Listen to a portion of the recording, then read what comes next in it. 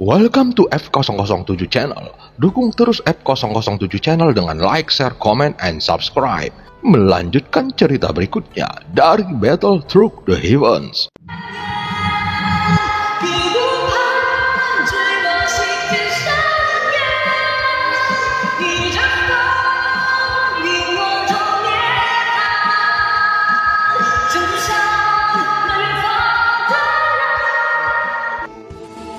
Selamat beraktivitas dan terima kasih atas dukungannya selama ini. Semoga semua sobat F007 selalu diberikan kesehatan dan rezeki yang berlimpah. Amin ya robbal alamin. Pada part sebelumnya, Xiaoyan berhasil menekan Raja Iblis Fei Hong dan memerintahkannya untuk mengeluarkan racun di tubuhnya dan dewa asli. Melihat adegan ini, Zhonggu dan yang lainnya terkejut. Mereka baru menyadari bahwa Xiaoyan merupakan master jahat yang legendaris. Setelah memerintahkan Fei Hong mengeluarkan racun di tubuh 4 orang lainnya, Xiaoyan meminta Fei Hong mengajarinya untuk mengendalikan racun. Namun tiba-tiba, sosok Cimi muncul di hadapannya. "Cimi, kamu memang bisa memanggilku seperti itu, tetapi aku juga punya nama." Sosok Cimi berkata dan menatapnya dengan dingin. Xiaoyan sudah bisa menilai sosok yang berada di udara melalui momentumnya. Namun faktanya, sosok Cimi di hadapan Xiaoyan memang sangat mirip dengan yang mengikutinya. Saat Xiaoyan masih berpikir, sosok Cimi melanjutkan kata-katanya lagi. "Hanya saja, kamu tidak memenuhi syarat untuk mengetahui namaku." Saat kata-katanya keluar, sosok itu telah tiba kurang dari 10 kaki dari Xiaoyan. Dengan ekspresi penuh kebencian di wajahnya, dia mengangkat tangannya dan menunjuk ke arah Xiaoyan. Sebuah kekuatan yang tak terlihat dengan mata telanjang dan Xiaoyan juga tidak bisa mendeteksinya. Itu langsung menghantam perut Xiaoyan dengan sangat kuat dan tiba-tiba meledak. Di saat berikutnya, sebuah lubang berdarah muncul di seluruh tubuhnya. Xiaoyan segera memuntahkan seteguk darah bercampur dengan isi perutnya yang berantakan. Merasakan situasinya tidak diuntungkan, Xiaoyan segera bergabung dengan avatar dewa asli. Kemudian lukanya sembuh dengan kecepatan yang mencengangkan. Jalinan daging dan darah segera kembali ke keadaan semula. Namun sosok di seberangnya mengangkat tangannya lagi dan mengulurkan jarinya ke udara. Lalu dia menekan Xiaoyan.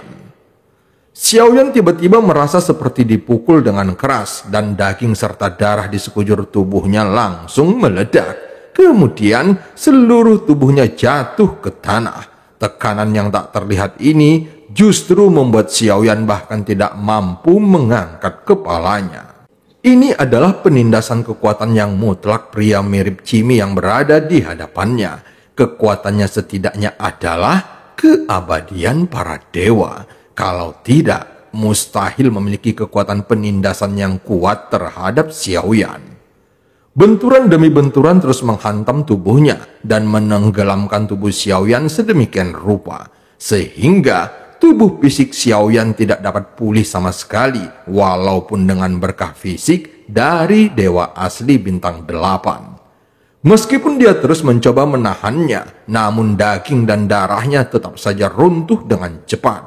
Segera setelah tulang putih terlihat di bawah daging dan darahnya yang hancur, saat ini mata Xiaoyan ditutupi dengan sorot cahaya merah. Jika ini terus berlanjut, maka dia akan mati di sini dan sepertinya dia harus menggunakan pagoda emas.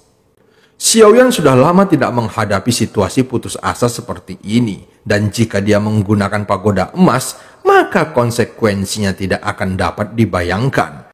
Namun bagaimanapun dia harus menghadapi keabadian para dewa, dan tentu saja ini benar-benar berbeda dari pertarungan sebelumnya.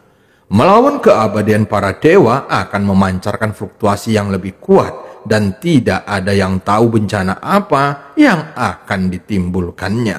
Namun sekarang Xiaoyan menghadapi orang yang terlalu kuat dan dia tidak memiliki kekuatan lagi untuk melawannya. Saat ini Xiaoyan menggertakkan giginya dan setidaknya dia harus berusaha berdiri dulu dan memaksimalkan kekuatan fisik avatar dewa asli bintang 8. Jika setelah memaksimalkan kekuatan avatar dewa asli dan dia masih ditekan, maka hanya itu satu-satunya cara untuk melawan Cimi.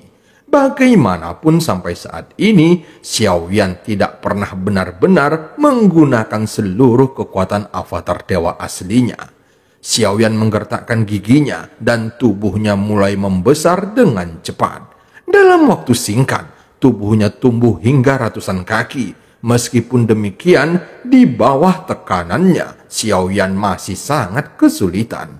Namun sebelumnya, kekuatan ki dan darah di tubuhnya belum meledak sepenuhnya.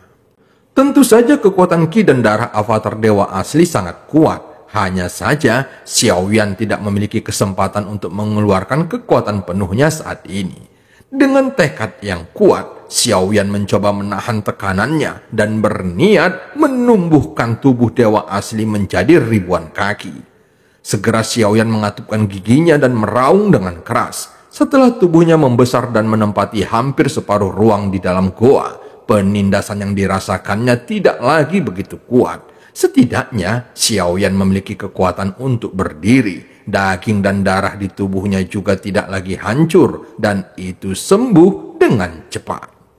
Segera Xiaoyan melambaikan telapak tangannya yang besar dan menampar Cimi. Menghadapi serangan telapak tangan raksasa itu, Cimi tampak tenang di udara, dan dia segera mengangkat lengannya. Terlihat telapak tangannya terulur lalu bertabrakan dengan telapak tangan Xiaoyan. Ketika keduanya bertabrakan, ada ledakan dahsyat yang menyebar yang menyebabkan debu berterbangan kemana-mana. Ketika asap dan debu menyebar, terlihat sosok di udara memegang telapak tangan raksasa Xiaoyan dengan satu tangannya. Adapun sosoknya sama sekali tidak bergerak dari tempatnya semula. Dewa asli sebenarnya menarik. Klan Cimiku juga memiliki tubuh fisik dewa asli. Dan dewa aslimu dianggap masih lebih cukup bagus karena memiliki darah dewa. Namun sayang sekali, dengan kekuatanmu saat ini, itu hanya bisa dianggap sebagai anak kecil yang baru saja beranjak dewasa. Setelah Cimi selesai berbicara, ada kekuatan yang meledak dari telapak tangannya. Kemudian terdengar suara keras dari telapak tangan raksasa Xiaoyan. Daging dan darahnya meledak, serta seluruh telapak tangannya tertembak ke belakang bersamaan dengan tubuhnya. Sosok besar Xiaoyan menghantam istana Zi, dan terlihat matanya semakin memerah. Dia langsung meraih istana Zi dengan satu tangan, lalu mencabut seluruh istana dan melambaikan istana itu dan menghantamkannya ke arah Cimi. Segala sesuatu di depannya berubah, dan dalam sekejap mata, itu langsung berubah menjadi reruntuhan. Pada saat yang sama, mata Xiaoyan tiba-tiba menatap Fei Hong yang terakhir langsung terkejut. Segera tanda master jahat berkedip di antara kedua alisnya dan tubuhnya langsung terbang keluar tanpa kendalinya. Dia bahkan menyerang Cimi secara langsung seolah-olah dia sedang melindungi Xiaoyan. Ini adalah keinginan Xiaoyan yang mengendalikannya. Namun itu dengan cepat dihentikan Cimi. Saat berikutnya, Fei Hong berbalik arah dan menyerang ke arah Xiaoyan. Cimi dan Xiaoyan secara bergantian mengendalikan Fei Hong, sehingga pemandangannya menjadi sangat kacau untuk beberapa saat. Dan ketika kekacauan terjadi, Jonggu dan ketiga orang lainnya segera mundur dengan cepat. Mereka menyadari bahwa pertarungan di depan mereka benar-benar melampaui batas kemampuan mereka. Bahkan Long Biao yang paling kuat di antara mereka juga tercengang. Dia tidak menyangka bahwa kekuatan Xiaoyan semengerikan ini. Dan dia merasa bersyukur karena tidak memaksakan diri saat bertarung dengannya di aula budak Dewa Suro. Jika tidak, maka dia tidak dapat membayangkan apakah dia masih hidup sampai saat ini. Mundur, mundur, ini bukanlah pertempuran yang bisa kita ikuti. Setelah beberapa saat, mereka langsung bergegas mundur ke belakang dan tentu saja ini bukan soal kehilangan lengan dan kaki, melainkan kematian. Setelah racun keempat orang tersebut didetoksifikasi dan mendapatkan kembali kekuatannya, mereka bisa bergerak sepenuhnya dengan cepat. Setelah mundur ke titik terjauh, mereka membentuk perisai menghindari batu yang berterbangan.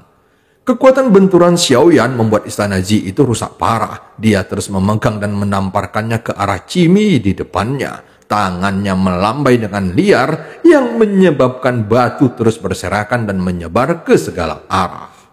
Xiaoyan tampaknya sangat kuat dan sepertinya dia masih punya kekuatan untuk melawan Cimi. Selama serangan Xiaoyan, sosok Cimi itu terus bergerak beberapa kali untuk menghindari serangannya.